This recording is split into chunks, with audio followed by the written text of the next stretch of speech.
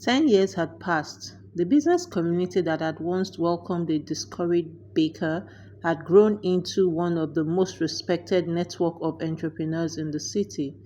Its members no longer gathered only to exchange business cards. They built businesses, funded one another, invested together, and most importantly, they challenged one another to think beyond income and focus on ownership. At the annual general meeting, a unanimous vote was taken. Mrs. Adebisi was elected chairperson of the business community. As the applause filled the hall, she smiled. I've watched this community grow from a handful of dreamers into a family of builders, she said.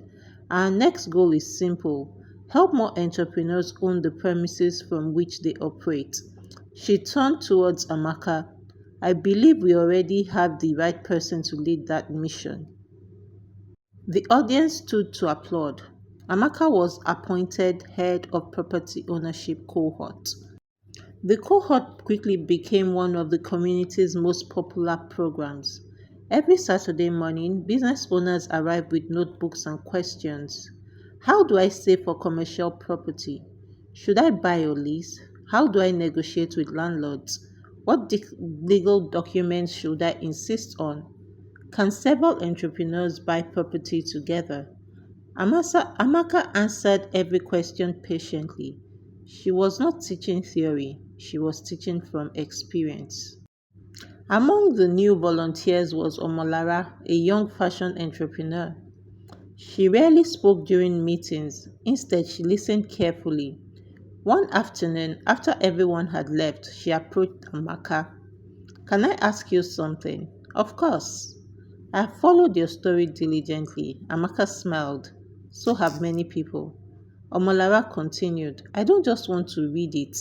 I don't want to repeat your mistakes. I'm currently renting a shop. Amaka responded, I know. My landlord is nice.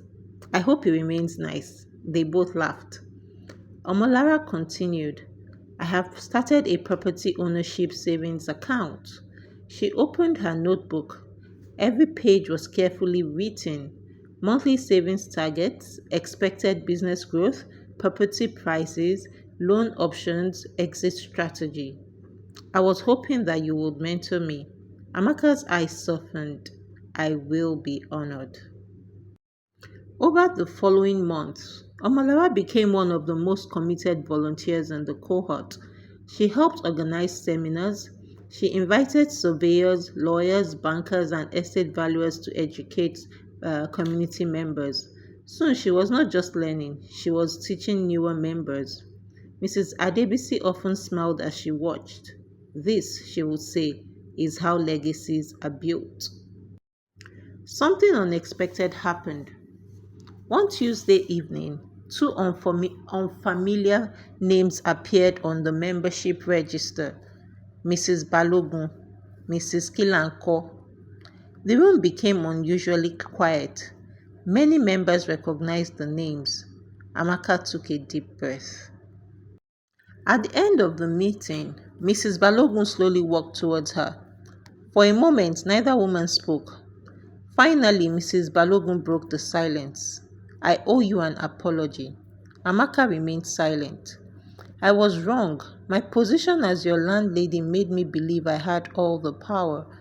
I confused ownership of property with ownership of your dream. I have regretted it for years. I don't expect you to trust me again. I only ask for forgiveness. Amaka thought carefully before responding. I forgave you a long time ago. Mrs. Balogun looked up. However, forgiveness and business are not the same thing. Mrs. Balogun nodded slowly. I understand. If we ever work together again, Amaka continued, it will be professionally, with written agreements, clearly defined expectations with proper governance. Mrs. Balogun smiled. I was hoping you would say that. A month later, Mrs. Balogun enrolled in the property ownership cohort. Some members objected. How can she be here after what she did? Mrs. Adebisi called for calm. Our community exists to build better entrepreneurs. not perfect people. Mrs. Kilanko also joined. Unlike Mrs. Balogun, she had never experienced conflicts with a tenant. She came because she had spent 20 years paying rent for a thriving furniture showroom. I have built wealth for landlords, she admitted. It's time to build wealth for my own family. The first session of the new cohort was unforgettable. Amaka stood before the class. In the front row sat Omolara.